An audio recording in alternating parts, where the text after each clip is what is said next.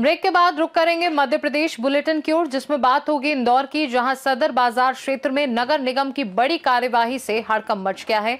साथ ही बात होगी पवई की, जहां विद्युत चोरी रोकने के लिए बड़ी कार्यवाही की गई। ऐसी तमाम खबरों पर विस्तार से होगी चर्चा। इंदरगढ़ आरके देवी सेवा रोड पर स्थित एक दुकान के संचालन में अनियमितताओं की शिकायत मिलने पर तहसील प्रशासन ने कड़ी कार्यवाही करते हुए दुकान को सील कर दिया। लगातार मिल रही शिकायतों के आधार पर 27 दिसंबर 2025 को तहसीलदार इंदरगढ़ एवं कृषि विस्तार अधिकारी द्वारा संयुक्त रूप से औचक निरीक्षण किया गया, जिसमें निर्धारित समय के बावजूद दुकान बंद पाई गई, जबकि संचालक क्षेत्र में ही मौजूद था। बिना सक्षम अधिकारी की अनुमति के दुकान बंद रखना नियम विरुद्ध मानते हुए प्रशासन ने तत्काल सीलिंग की कार्यवाही की और स्पष्ट निर्देश दिए कि अनुमति के बिना दुकान पुनः नहीं खोली जाएगी। प्रशासन ने नियमों के सख्त पालन का संदेश देते हुए आमजन से भी किसी भी अनियमितता की सूचना देने की अपील की है। वहीं इस कार्यवाही को लेकर व्यापारियों में चर्चा और आम लोगों में संतोष देखा जा रहा है। महोदय के निर्देशन में यह दुकान को वर्तमान में सील बंद किया है। कल कृषि विभाग और राजस्व विभाग, पुलिस विभाग और FSO विभाग की उपस्थिति में इस दुकान का खोलकर जांच कराई जाएगी, निरीक्षण किया जाएगा और यदि कोई अनियमितता पाई जाती है तो उस आधार पर कार्रवाई की जाएगी। सर, इस समय क्या उस समय पत्रकारों को भी अवगत कराया जाएगा? जी बिल्कुल। सर, मौका पे ऐसा सुनने में आ रहा है कि तय रेट से ज़्यादा बिजली आ रही है। इस संबंध में यदि कोई शिकायत और सूचना प्राप्त होती है तो उसके आधार पर भी कार्रवाई की जाएगी। दतिया इंदरगढ़ से सीनू संवाददाता पंकज भदौलिया की रिपोर्ट। इंदौर के सदर बाजार क्षेत्र में नगर निगम की कार्यवाही से हड़कंप मच गया, जहां टैक्स बकाया होने के कारण वक्फ बोर्ड की 8 दुकानों को सील कर दिया गया। बीते 25 वर्षों से यहां व्यापार कर रहे दुकानदारों का कहना है कि वह नियमित रूप से वक्फ बोर्ड कमेटी को किराया देते रहे हैं और टैक्स जमा करना कमेटी की जिम्मेदारी थी। पीड़ितों ने वक्फ बोर्ड सदर पर भ्रष्टाचार के गंभीर आरोप लगाते हुए कहा कि दुकानदारों से वसूली गई राशि निगम तक नहीं पहुंची, जबकि छोटे व्यापारियों को कार्यवाही का शिकार बनाया गया। इस कार्यवाही से इन परिवारों की रोजी रोटी पर संकट खड़ा हो गया है और दुकानदार न्याय की गुहार लगा रहे हैं। वहीं नगर निगम की कार्यप्रणाली पर भी सवाल उठ रहे हैं।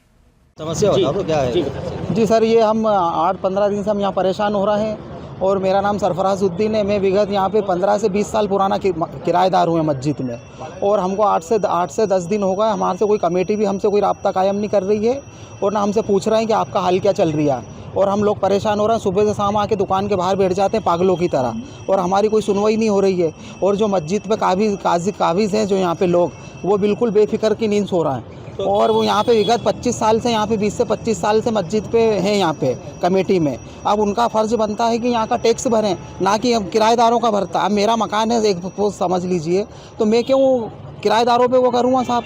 कि टैक्स तो आपको ही भरना है ना, जो मकान मालिक है।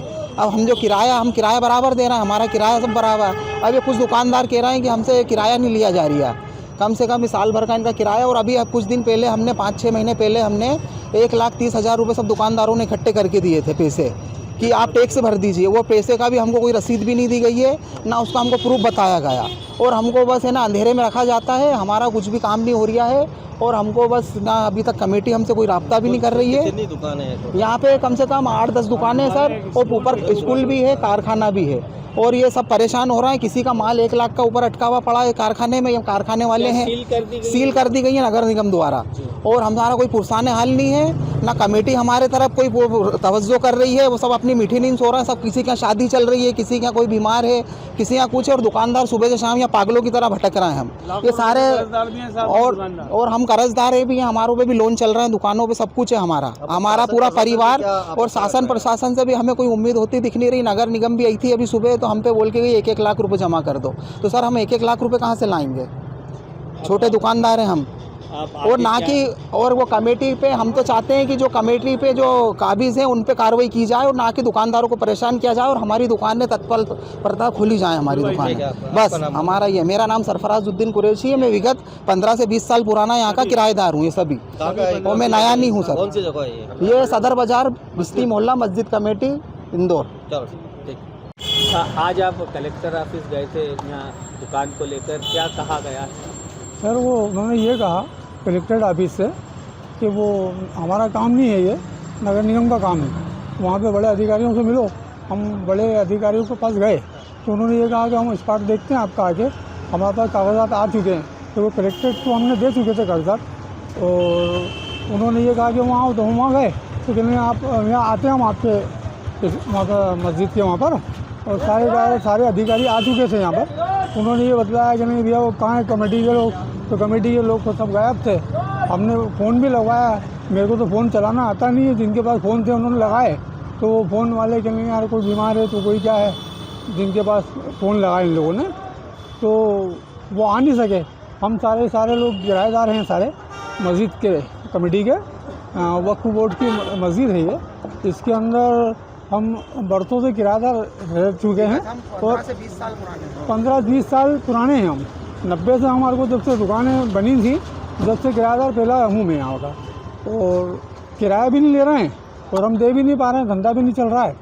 तो सभी लोग ज़रा धंधे रोज़गार से मरे हुए हैं यहाँ पर, और रोड भी मरा हुआ है। इस नाते जो है हम किराया भी नहीं दे सके, और जब किराया देने का बोलते हैं तो वो थोड़ा दादागिरी टाइप की भी बात करता है कोई एक आदमी। कहीं न कहीं आपको बेदखल करने के लिए किराया भी नहीं ले रहे हैं सर वो, और हम परेशान हो रहे हैं। तो हम फिर आज नगर निगम का सहारा लिया हमने, तो नगर निगम के पास पहुँचे तो उन्होंने ये बोला कि वहाँ जाओ और वही करेंगे। वो तो सारे अधिकारी लोग आए थे, तो उन्होंने ये बोला कि भैया आप पैसे जमा करो और नहीं तो हमारे को जो है पैसे जमा कर दो, 1-1 लाख रुपए आप दुकानदार जितनी ये दुकान हम सब खुलवा देते हैं। तो हमने अभी कमेटी वाले को आए भी नहीं, हमसे बातचीत भी नहीं करी। जब से सारे के सारे हम लोग यहीं खड़े हैं और सुबह से लेके अभी शाम तक के, तो कोई भी नहीं आए। तो हम लोग आप लोगों का सहारा लेके कुछ आगे काम करना चाहते हैं। ये थोड़ा क्या चाहते हैं आप आगे? हम ये चाहते हैं साहब दुकानें खुल जाएँ हमारी, और हम कमेटी का भी नुकसान नहीं करना चाहते हैं, क्योंकि वो वक्फ बोर्ड की ये प्रॉपर्टी है, वक्फ बोर्ड की है ये, तो हमारे बाप की तो है नहीं। किराएदार हैं, हम किराएदार ही बन के रहेंगे आगे भी।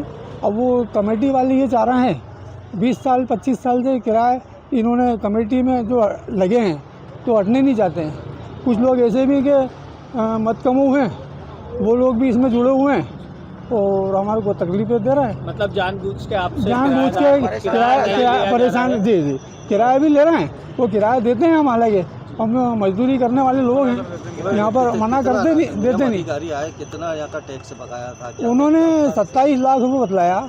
उन्होंने फिर ये भी कहा कि वो जो है 27 लाख में से आधा जमा करना ही पड़ेगा, क्योंकि अभी नया साल लग जाएगा तो फिर अभी 7-8 लाख रुपए फिर बढ़ जाएंगे। आपने कमेटी से बात की, क्या कहना तो कमेटी वाले आए नहीं साहब। हम कोई 10 दिन से कोई बात करने वाले 10 दिन से दुकानें बन रही हमारी, बेरोजगार हो रहे हैं साहब। हम क्या है कि हमारे रोटी रोजी यही है। अभी आप कमेटी के अंदर वर्तमान अध्यक्ष कौन है? अभी हमारे बाबर भाई हैं, हाजी बाबर साहब हैं जी, हाजी बाबर भाई साहब हैं हमारे। हाँ, ज़हीरुद्दीन नाम है उनका, है ना। आपका नाम? जी मेरा नाम ज़ैनुल आबिदीन नाम है। इंदौर से सीनू संवाददाता एमएल शाह की रिपोर्ट। पवई विद्युत वितरण केंद्र में अधीक्षण अभियंता अशोक कुमार निकोसे एवं कार्यपालन अभियंता श्रवण कुमार गेडाम के निर्देशन में विद्युत चोरी रोकने के लिए बड़ी कार्यवाही की गई। पवई, मुरचहार, गुलाब सिंह सिमरिया हार और नरगी हार क्षेत्रों में सघन अभियान चलाकर टीम ने छापेमार कार्यवाही करते हुए 22 से अधिक अवैध कृषि पंपों की पीवीसी वायर जब्त की और मौके पर पंचनामा की कार्यवाही की। अभियान में कनिष्ठ अभियंता सतीश कुमार सैनी सहित वितरण केंद्र के कई कर्मचारी मौजूद रहे। अधिकारियों ने उपभोक्ताओं को समझाया कि वैध वितरण कनेक्शन लेकर ही कृषि मोटरों का उपयोग करें, अन्यथा विद्युत अधिनियम की धारा 135 के तहत न्यायालयीन कार्यवाही की जाएगी। आज दिनांक 30/12/2025 को पवई टीम की तरफ से मुराज हार, गुलाब सिंह सिमरिया हार और नरगी हार में मास चेकिंग कर सघन कार्रवाई की गई है, जिसमें करीब 22 नग अवैध पीवीसी वायर जब्त की गई है। साथ ही पंचनामा की भी कार्रवाई की गई है। इस अभियान में हमारे टीम के साथ में समस्त वायु वितरण के कर्मचारी मौजूद रहे। मैं सतीश कुमार सैनी सभी किसान भाई बंधुओं से निवेदन करता हूं कि क्षेत्र में जो रबी सीजन में आप कृषि पंप मोटर का उपयोग कर रहे हैं, कृपया कर उनका उचित कनेक्शन लेकर ही उपयोग करें। अवैध कनेक्शन पाए जाने पे सघन कार्रवाई लगातार होती रहेगी, जिसके कारण अप्रिय कार्रवाई होगी, जिसकी समस्त जिम्मेदारी आपकी होगी।